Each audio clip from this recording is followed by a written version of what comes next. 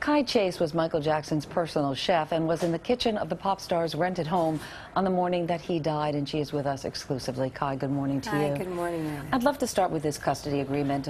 Katherine Jackson will maintain custody of the children. You got to know them very well in the time that you were at their home. You've actually seen them since their dad's death. Do you think this is the right decision for these kids? I believe so. Oh, definitely.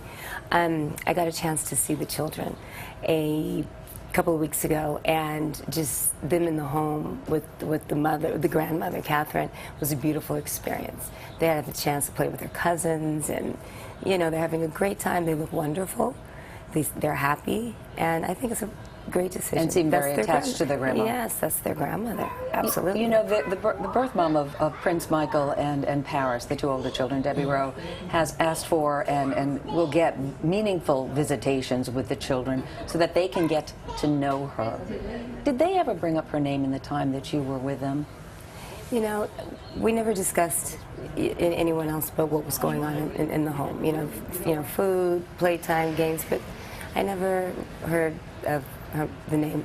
You never heard them mention Debbie Rowe at all? No. How do you think they will handle that situation? I think it would be great for them. They should know their biological mother. You know, I think that would be great. It would be wonderful for Paris growing up as a young girl. You know, and for the boys. You know, it's good to have a mother figure around. You know, that you'll know. I want to take you back to June 25th, a truly horrible day. You were at the Jackson home. For you, you came in every morning as a personal chef around 8:30? Right, exactly. When did you realize that something wasn't quite right, or when did you sense that this was not a normal day? Well, you know, I get the breakfast ready for the children in the morning around 8:30, like that, 9 o'clock. And they're having breakfast, and time goes by, and putting everything together for them. And I'm looking around 10:30, and normally Dr. Murray, he would come down and... Dr. Conrad Murray, his personal doctor. Right, would come down and retrieve maybe something from Mr. Jackson to start his day off with. Maybe one of the organic juices that I've made, a granola with almond milk, something to start his day. But at this day, I didn't see that. So the hours kept going, so I started to prepare the lunch. The lunch should be ready by 12:30 something, so Mr. Jackson can have lunch with his children. Which was his normal routine, you know, before he goes to the rehearsals. And so around 12 o'clock, I look at my cell phone, and it's, you know, okay, let me get ready for the lunch, you know, start preparing this lunch. And I wrap his plates for him, Mr. Jackson, in saran wrap, because he liked to be treated as if you were in a hotel, you know, served, you know, very special. And around 12 o'clock, 12:10, Dr. Murray comes running down the stairs and into the kitchen, the stairwell into the kitchen. He comes into the kitchen screaming, "Hurry, go get Prince, go get security." So he's frantic. He's frantic, yeah. And so I drop everything at that point and run into the den, which is not too far away from the kitchen, and get Prince. You know, Prince, hurry, you know, come with me. You know, something, Dr. Murray's screaming, something may be wrong with your dad. Prince goes and sees what Dr. Murray is asking at the stairs, and Dr. Murray runs back upstairs. And with Prince following him? No, Prince was downstairs. Okay, so he didn't take Prince to the room, because we had heard stories of that. That did not happen. No, I didn't see that. No, that did not happen. And so, you know, in a matter of minutes, you know, I see paramedics running up the stairs, and security skipping stairs, just running up the stairs. You know, this is, you know, at that point, you could feel the energy change.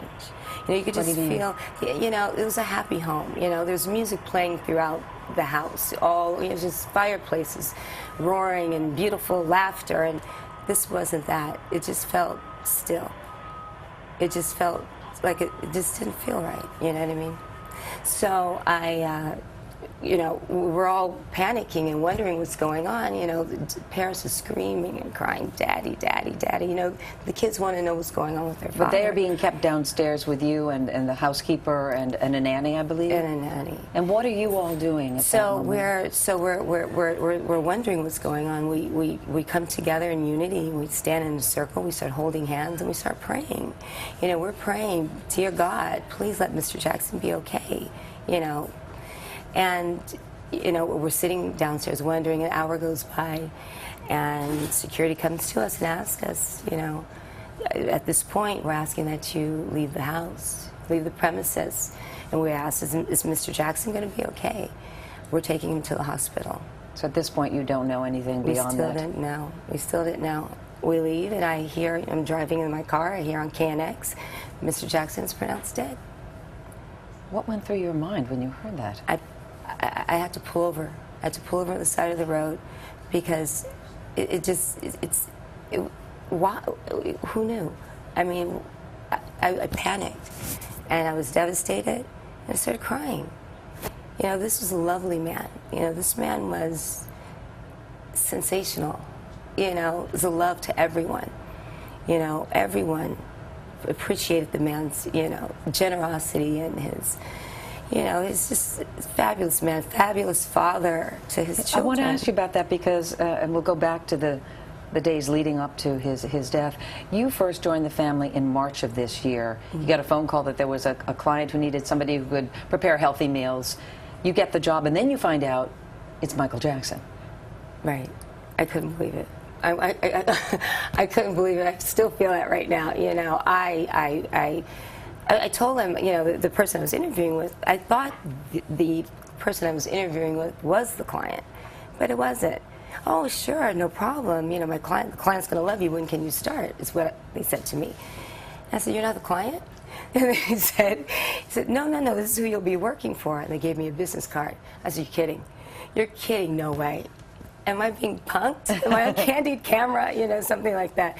No, this is true. He wants you to come work for him. So you go to Michael Jackson's home, the home he is renting, and the person who interviews you there, or the people that interview you there first, it's not Michael Jackson. No. It's his children. It's the children. It's the children. And, you know, I get to the house, and the first into the house, and the first people I'm greeted by are these adorable kids, you know, that I had heard were anticipating my arrival. You know, they're like, we can't wait to meet her, can't wait to meet her. You know? And what did they ask you? What kind of questions? Oh, they were asking questions like, well, we like healthy food, you know, so smart, you know, so adorable. We like healthy food. Can you cook healthy? You know, what do you like to eat? We talked about everything from food to video games to animals, and we just created an instant bond right there.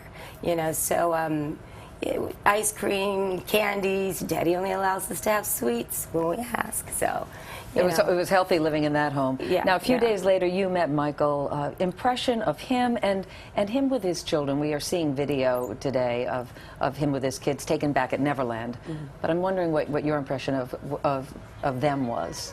You know, he spent a lot of time with his children's lunches and dinners, you know, at the dinner tables. I would prepare the meals, and he would always make it great ambiance in the dining room for him. Maybe turn the lights down with the twinkling lights, turn up the music. Maybe we're listening to K-Earth 101, or listening to rock and roll while they're dining. Or in the daytimes, you know, he would have maybe some of the art that he enjoyed that he collected. And he'd have it around the dining room. So the kids had an impression of they were eating in a museum. What did he say to you about what he felt your mission should be there? Why was it important for him to have you there? I know he was building up for this tour. Yeah. You know, I started in March, and I was let go in May. I was let go in May, only to return back in the beginning of June, top of June. And the third day there, Mr. Jackson, he says, can I speak with you? So I meet with him in the hallway, and he says, I know you know what you're doing. You know, I know you're good at what you do. I need you to keep me healthy. You know. I'm going to stop right there because we're going to take a break. But you left again. You left in May for 3 weeks because of sort of a disagreement with, I guess, a contract problem. We find yeah. But you did come back, and when you came back in June, you saw a slightly different Michael Jackson, even though it was just 3 weeks between the last time you had seen him. We're going to pick up there when we come back in our next half hour. Kai Chase, thank you so much.